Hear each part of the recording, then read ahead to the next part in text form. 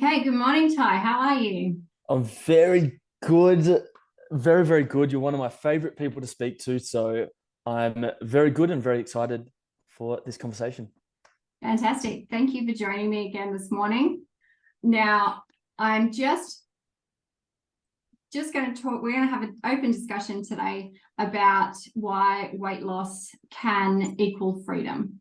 And to start things off, I'm just going to brush back and touch back on your story and how, which you weren't in the weight loss, you were just purely taking action on your health in gut repair to get your goals.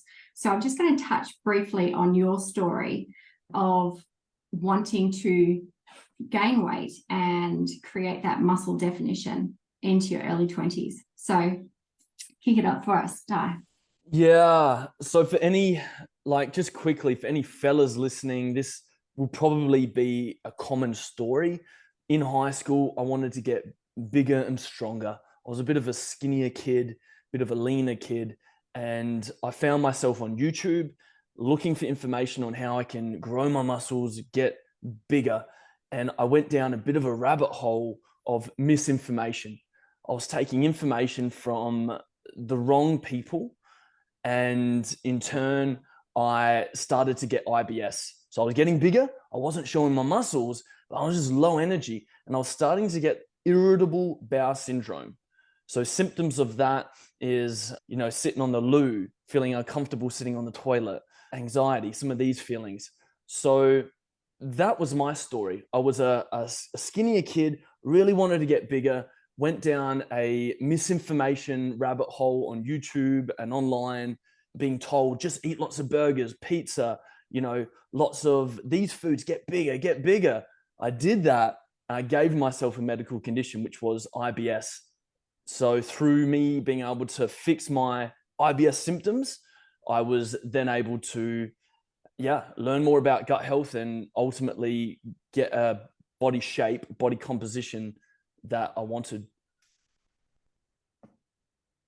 Yeah, that's incredible, right? I want to touch back on YouTube and reviews a bit later, but just that knowing, by going down these paths of dread, and you don't have to cut back on whatever you like. You can eat donuts and you can be ripped.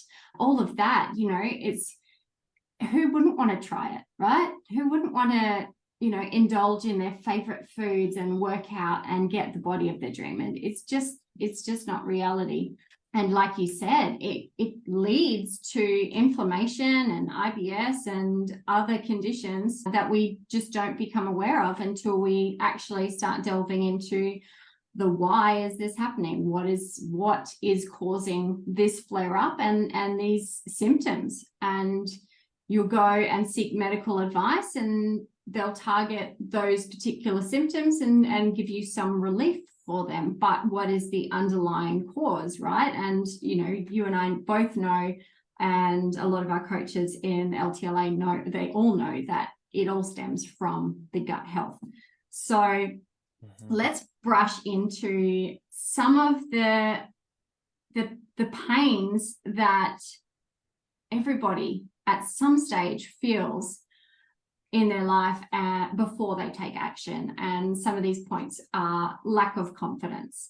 Now, individuals struggle with low self-esteem and they lack confidence, which makes the idea of starting something that's going to be hard or take time or energy that much harder. Yeah, big time. Big time, big time. And also the fear of failure in that as well. From even judgment. You go to a social setting and you're on a health path, but you still want to be around your friends and your environment, and your friends are there going, oh, it's just one, it's not going to hurt, just go on. But is it them discouraging you from the health goals that you're wanting? Or what do you think? Because my personal opinion is, maybe they're thinking, I should really be eating healthier too, but I'm going to feel better if they come off their diet and join me instead of me supporting them. What do you reckon? Yeah, this is such a good one because it's something that our mentees that they are faced with, that we are faced with, and that's going to an event, going to a family dinner, and it's having that auntie, that family member, that friend say, "Oh, don't worry, you don't have any weight to lose. Don't be silly. Go on, have your favorite pastry. Eat that cheese. I know you love it. Oh, don't be silly. You got no weight to lose." They're coming from a place of love. They're trying to help us, but in turn, they're actually sabotaging us a little bit. So a way that we could go about it to a family event or a work event is rather than saying, "Oh, I'm doing a weight loss program," or, I've got a bit of weight to lose. You could come from the angle of, "I'm doing a gut repair program because I've been having some gut issues." So when we say from that angle, "Oh, I've been having a few gut issues, following a protocol for 30 days, 60 days," people are more understanding. They go, "Oh, cool. No worries. I understand that." But when we come from the place of, "Yeah, I got to reach my goal weight, I want to lose some weight," people are going to come in with love, but they're going to sabotage us. So really, it's none of their business, the weight loss side. So we could come in with of doing a gut repair program. I've been having some gut issues lately. And that's a technique that you can sort of, when attending events. Yeah, that's brilliant. And it's a brilliant angle because even though our programs, are called weight loss or reset and energize or ultimate weight loss transformation, 5-day drop, they are all gut repair focused. They all stem from starting to repair the gut. So yeah, but just by changing that perspective, that really gives a lot of people a lot more confidence in sharing that, and not, "Oh, I don't want to be judged for losing weight. I still want to enjoy myself, but I don't want the social pressures and the insecurities that they're looking at exactly what I'm eating and want to put their opinions in." So I think Yeah. that's definitely a really helpful angle to look at things, and really help with, boosting that confidence of going, by having a mentor with you and a team of mentors, because as I said, you get access to the VIP group. So that's open to all the mentors. So if your mentor's unavailable, there's somebody else that is really ready to answer you. So, if you're lacking that confidence in taking action, know that you've got accountability partners all the way through. And the other thing, so we're going to go back to the YouTube channels now, because one of the other big struggles, and I'm speaking from experience in all of these lists, guys, overwhelm. How many people get overwhelmed by the amount of tools and resources there are online? I mean, as a mum, if something happens to a child, I'm on Google, and everyone's guilty of it. I try not to, but sometimes curiosity gets the better and I start Googling, and that can be a downfall because it spirals so many other fears. And I remember when I was told I was pre-diabetic, I went on Google, and whoa, was I then overwhelmed, scared, and just, it actually pulled my emotional state further down in that, how am I going to do this? So having that excess information out there can actually paralyze us into Totally. how we're going to proceed. So as you said, looking into the YouTube, let's brush a bit on that and go, what other things and resources are there that cause such a conflicting opinion? Yeah. Oh, it's terrible. We've all been there, right? It's like just the analogy of getting sick. "Oh, what's this sickness?" And then it ends up being, something that's really bad, but it's not even, but you've gone down that rabbit hole. So for my situation, I was taking advice from guys in the gym who were taking steroids. So they had this massively abnormal amount of muscle, right? And I thought, okay, I want to be like these guys. If they can do it, I can do it too. And they were telling me to take all sorts of different, or eat all sorts of different food, follow their eating routine, which was a lot of oats.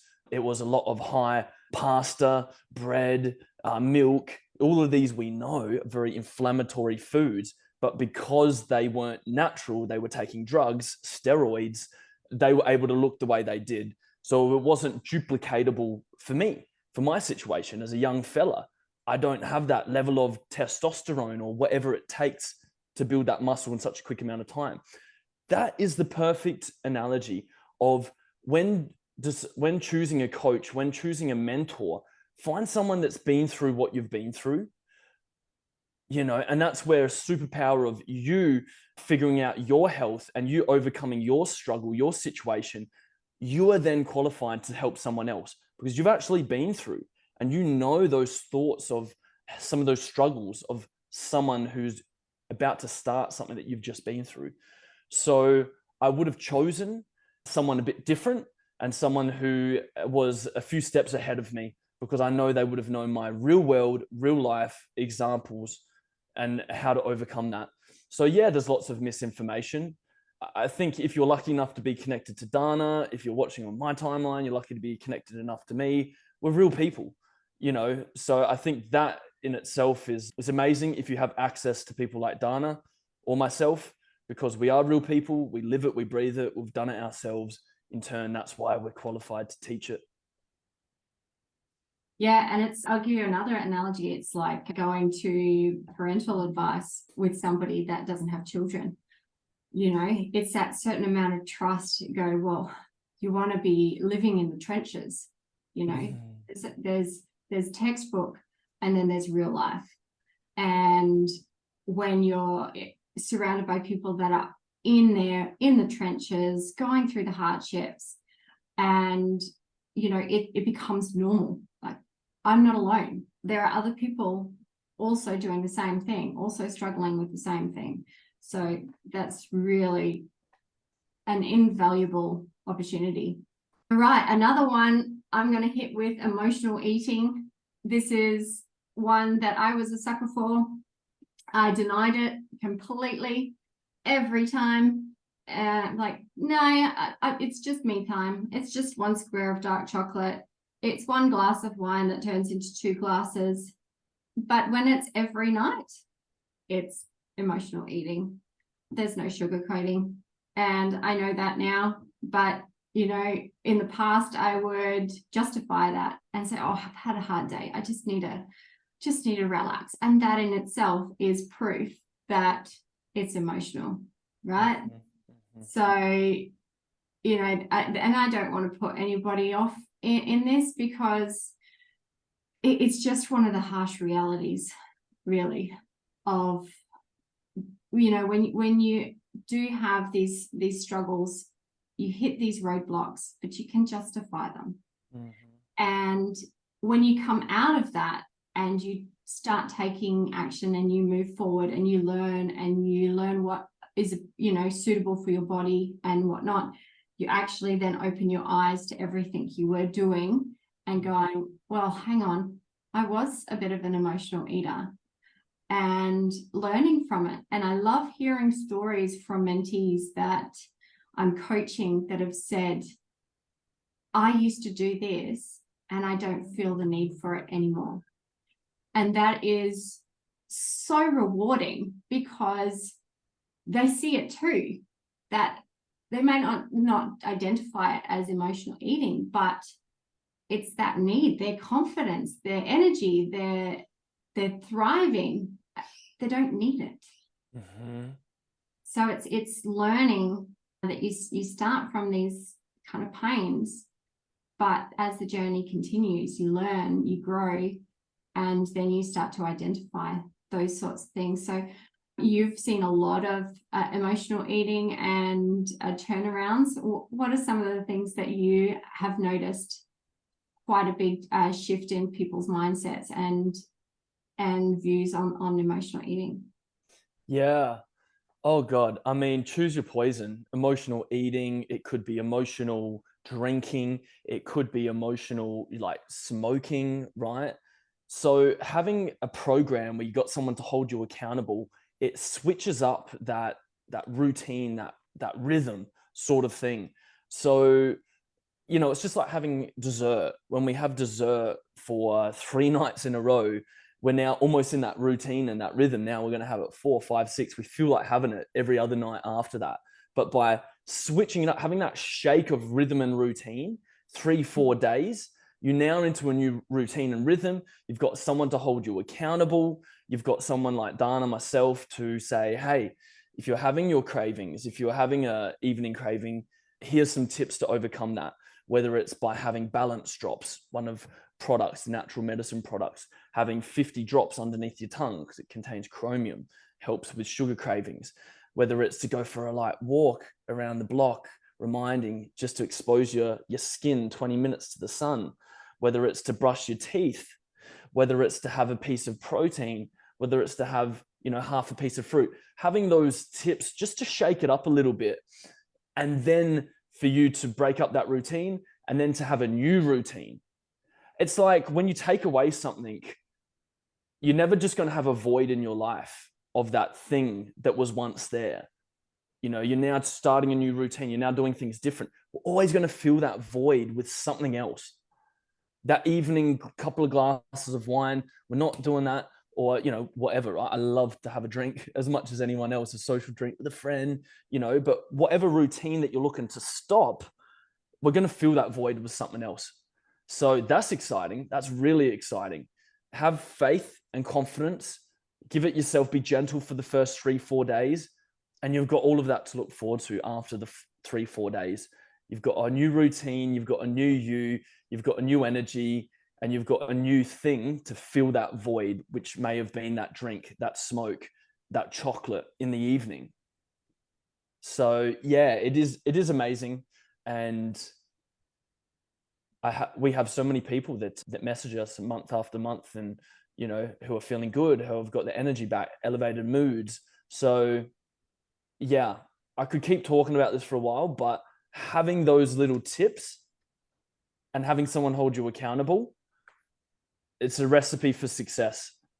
The answer to complexity is simplicity. We can overcomplicate it and say, well, this and techniques and that. But no, it's just a matter of being humble and then catching one tennis ball at a time. We won't throw you too many tennis balls. You go, oh, I've got to grab that. How am I supposed to do this? And it's just catch that one tennis ball and know that you're on the right path. Yeah, exactly.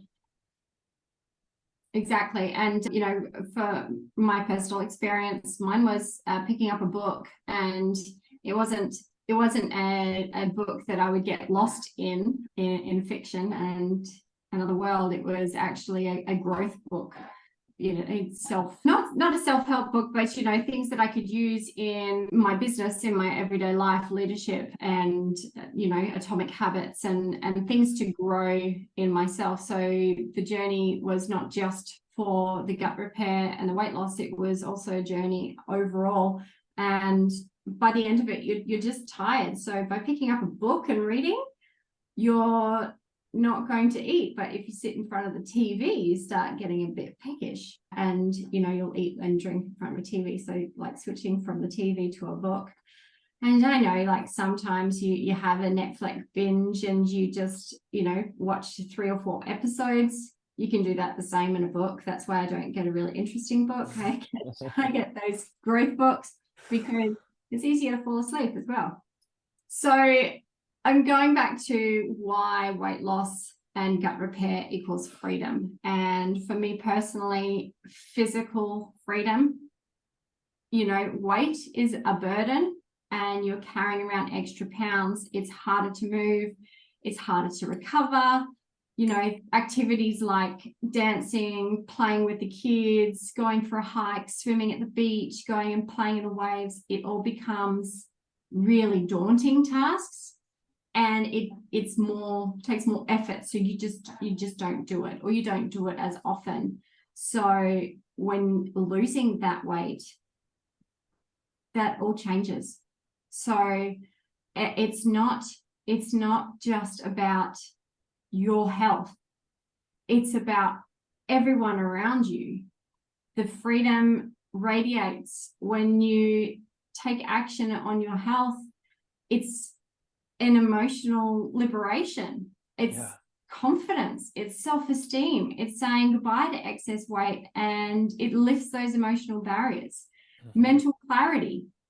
your mind is alive and focused. You're not in this kind of carb coma where you've eaten a big burger and chips and then you need to go and nap for an hour because it's exhausting, and you actually don't feel that. There's not one meal that you'll have where you have to go and nap after it, which is that's a big wake-up call. Massively. Then you've got like the freedom of choices. What's going to irritate your body and not. So if you choose to have a social event and just go out and splurge on a treat with your friends and that's fine, but and you have the tools in your head to go, okay, I'm probably not going to feel great after this, and I'm probably going to take a couple of days to get back on track. But it's that mental awareness to say, I know what to expect. I can choose to go, yeah, I'm going to take that and I'm going to deal with the consequences and the repair, or going, no, I really actually don't want to deal with the consequences. I've got a meeting at work tomorrow. I don't want to be bloated or I have an event on the weekend. My inflammation's not going to come down by then. So it's all these things that you are now aware of, and they can really affect your choices. So, which, builds again on that freedom of choice and knowing exactly what you choose and how it can affect you in the next couple of days. So tell me some of your freedoms that you experienced yourself personally. Yeah. Well, I did a video about this actually, and it was that the confidence that you have in social situations to just present yourself or be there. You may not have had that confidence and that energy and that swagger to be able to do that before. So yeah, it has a spillover effect onto so many other areas of your life, not just your energy, your moods, your sleep, but also how you show up in social situations. And I love that. I really do. And people notice that as well. And people will ask you what you've been doing differently because of that energy that you're showing up with. Yeah, it's quite interesting as well when you realize a lot of the education that we've had around food and our meals have just been totally wrong. That's the crazy part. So then you realize when simplifying our meals, when we're feeling full and we're choosing lean proteins and we're feeling satiated, feeling full for longer, we don't actually feel like snacking on that piece of chocolate, whether it's that cheese, that pastry. So that being said, now when we go to events, when we go into birthdays and family events, and you have those foods that are there, and it's your favorite pastry, it's your favorite cheese, it's not to say that you can't have that forever. It's not to say that you can't have that, but it's just to say that you can fill up on lean proteins.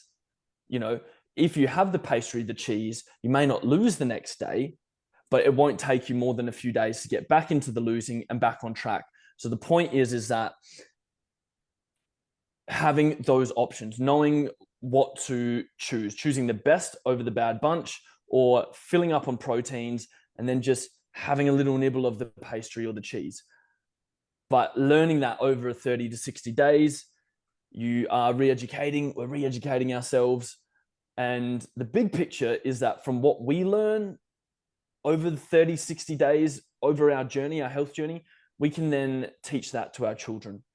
And it's like when I'm speaking with my friends and we're talking about like beer, not having beer, about not having some products. And it's like, we can't get sick thinking that everything's going to make us sick, right?